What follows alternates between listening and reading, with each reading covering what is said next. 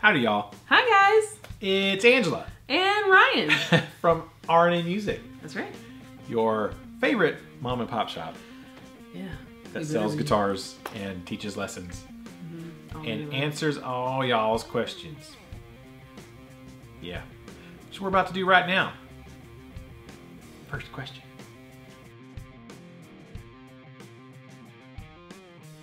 Is from Cam Deman. Hi, Cam Deman. Hey, RNA. Hope all is well. My question this week is, how do you conquer the fear of playing live? Live. Ultra Lord live. I've been wanting to do a few open mic type gigs. Paul looked at us like, Everybody's what? Like, what are you talking about? From Jimmy Neutron. Jimmy Neutron. Go watch it. We've seen it 1,000 times. Apparently.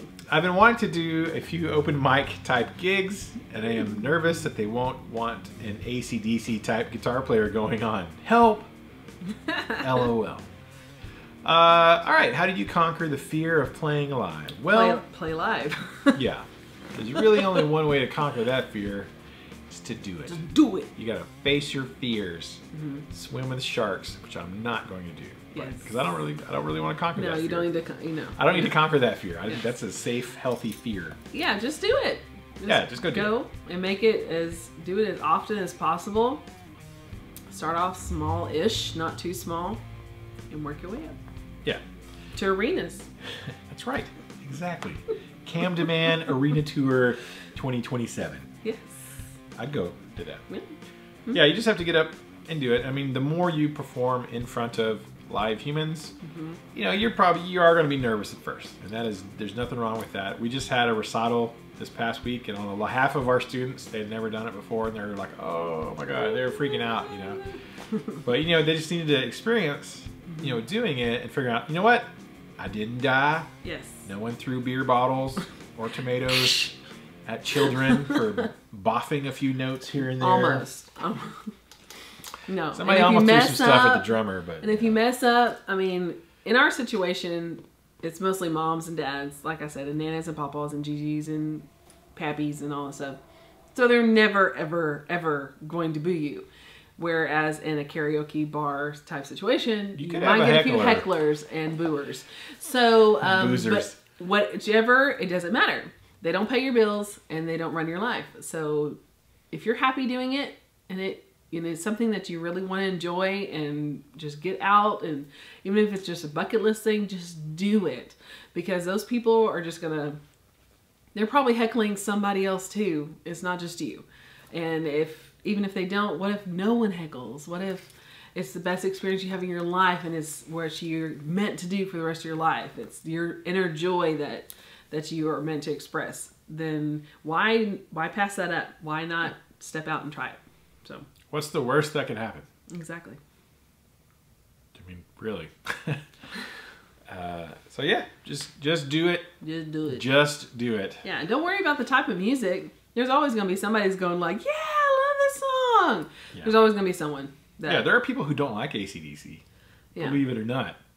But there are people who love it too. So yeah, it's all good. It's all good. Just do it, man. Do it. Next question, Colin James. Hi, Colin James. Question for next week. I love the sounds of pedals like the Strymom Mobius and Timeline Morpheus. Anyways, I was about to go Matrix. But whenever I try and use something like that with many different settings, I suffer option paralysis. Is there a good way to overcome this, or do you think if you suffer from this sort of thing, it's best to stick with single effects pedals? Great question. Yeah. Option overload. Too many options. I understand that. You know, I don't really suffer from that so much. I'm not one to just sit and... He's like, push all the buttons. Endlessly tweak pedals and like, try this sound, try this sound. He's not a tweaker. I don't tweak out too much, you know. But there's nothing wrong with sitting down, you know, and finding some settings. And I think the more options, the better. Just don't get paralyzed by it. But know that if you have those tendencies, you know, just find one that you kind of like and just start playing, right? We get hung up sometimes way too much on finding, you know, just as soon as I get the perfect sound, then I'm going to get the perfect take, or I'm going to get I'll write the song or whatever. Let me get the perfect sound. It's like, you know, I don't think it's really as important as we make it out to be. Sometimes we use that as an excuse to not play right. or not create because we're tweaking sound so much. Because unconsciously, secretly, somewhere in the back of our mind, we're like, what if people don't like my playing? Or what if, you know, it kind of goes back to the last question. It's like, what if I still suck with this awesome sound? Well, then we'll find out, but just play. Yeah. So, yeah, man, you just got to kind of force yourself to like, hey, I'm going to find 2 or 3 sounds I like from this pedal. I know it'll do 500. I just need 3. You know, I just find 3 that you like. Limit yourself to like, let me get 3 sounds, you know, and just try that. That's kind of what I like to do. Now I don't have those kind of pedals. I just have, you know, I have a Hall of Fame and a what's the delay pedal? What's the delay pedal, Paul? It's a TC Electronic. Go and blank. Go look for it. I'm not gonna look. It's the blue one. Bad jokes. There's a delayed response. It's the What color is it? blue. Flashback. The flashback. TC Electronic. That's what I said. TC Electronic. The flashback. That's what I said. In the Hall of Fame. I totally said that. You can flash back and check it out. And they have there's a lot of sounds you can get from the Hall of Fame and the flashback. And they have the whole tone print thing that you can get all kinds of I haven't even messed with that. That's fine. That sounds pretty good. That sounds pretty good. All right, let's play. So that's my best advice, I guess. And you could always just get a simple pedal, but you know, there's nothing wrong with spending 3 hours playing with reverbs either. If you get joy from it, that's fine. Don't feel bad about it. So there's my advice, Colin. Thanks for the question. Appreciate it. Next question, James Mears. Not music related, but did you get your building repaired after the car crash? No, not yet.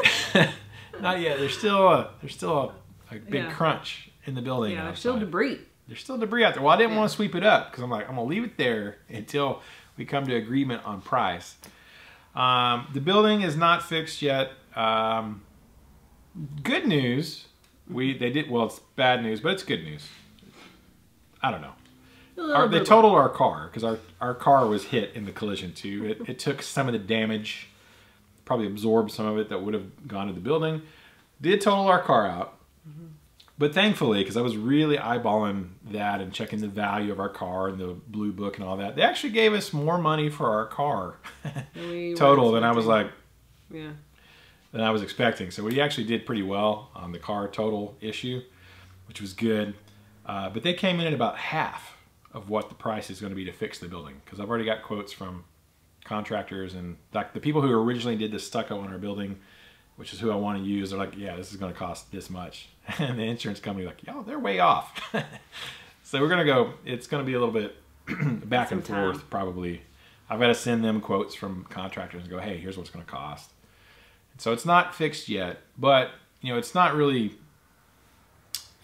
interfering with our day-to-day business. No. It just looks like, what happened to your building?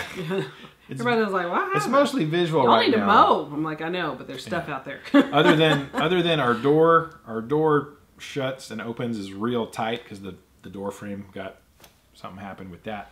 But it works. It'll open and close, and we can lock it. But it's a little tight. Door frames are tight. You were thinking it. Door frames are tight. So not yet, but I'm sure it'll all work out. Now, we have insurance on the building itself, so the insurance company we have, it'll get taken care of eventually. But it's the kid who caused the crash. His insurance is going to take care of it. Yeah, it's their fault, so they'll do it.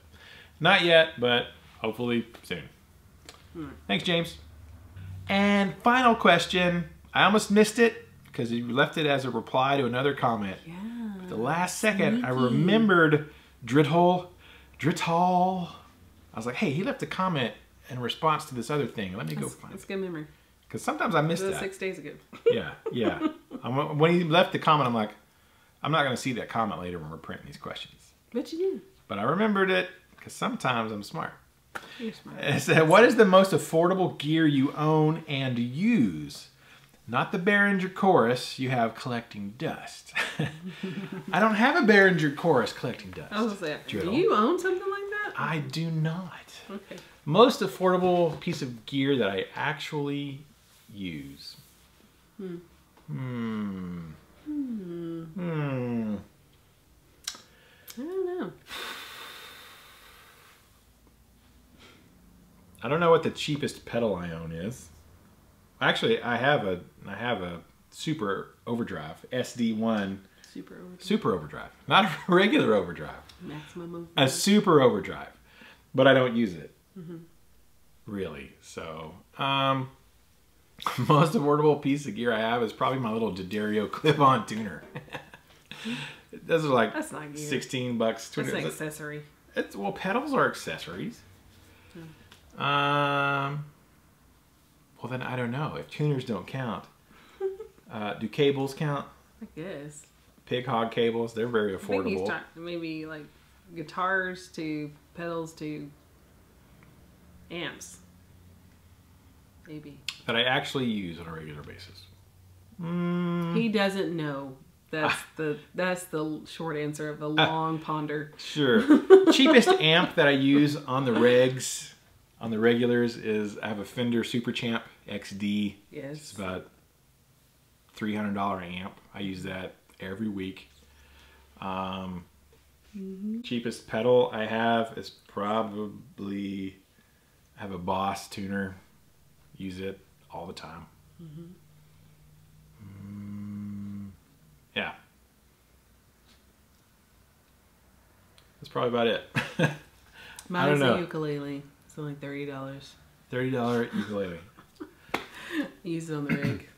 On the regs, I use the guitar I play most often. It's not the most expensive guitar I own, but it's my Schecter Hellraiser Extreme Solo 6.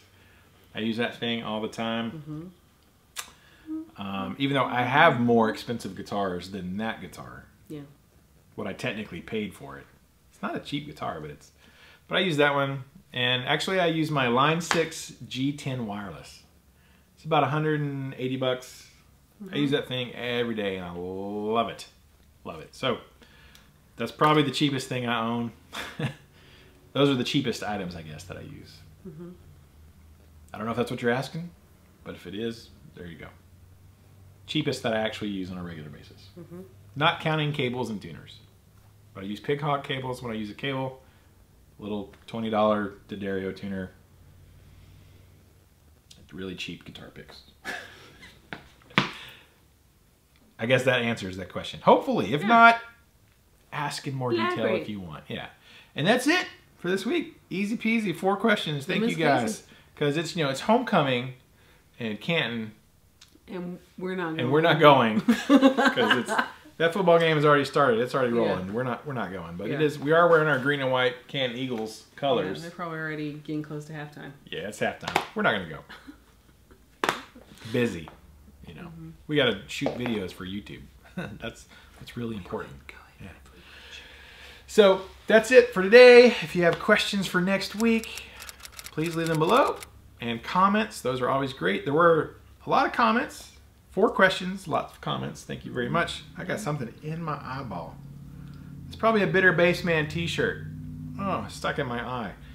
Which, if you're interested, link in the description below. That was a great segue. It was. You like how got a t-shirt in my eye. Got a t-shirt. Speaking of t-shirts. Oh, speaking of t-shirts, you can get your RNA Music t-shirts. That link is in the description. Thank you guys so much. We're still selling those. I appreciate it. You can't get a Canton Eagle shirt from us, but you could get a green and white RNA Music shirt if you want. That would have been a better segue. This is a t-shirt. Hi. Also t-shirts. Speaking of t-shirts. Speaking of t-shirts, if you would like one of the really swanky Bitter Bassman t-shirts we were wearing last week, you can go get that. We'll put a link to Paul's Teespring below too. Get your Bitter Bassman shirts. People be like, what's that about? And you're like, I play bass. What's that a boot? I'm bitter. Is that a boot?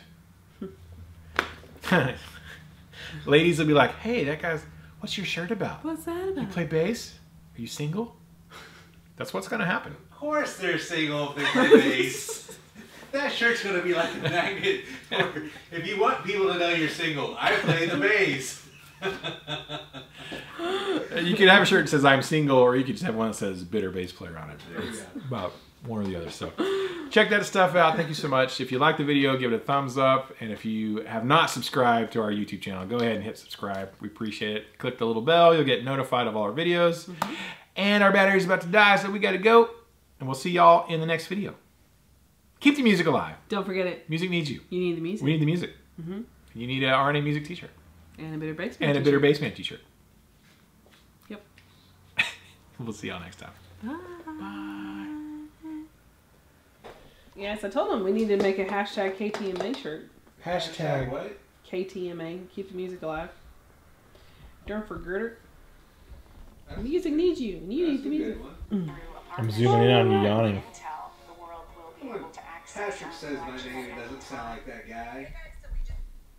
They're both from Australia. Patrick's barely from Australia. Like he's practically from New Zealand. Crikey. Oh, Ticharro.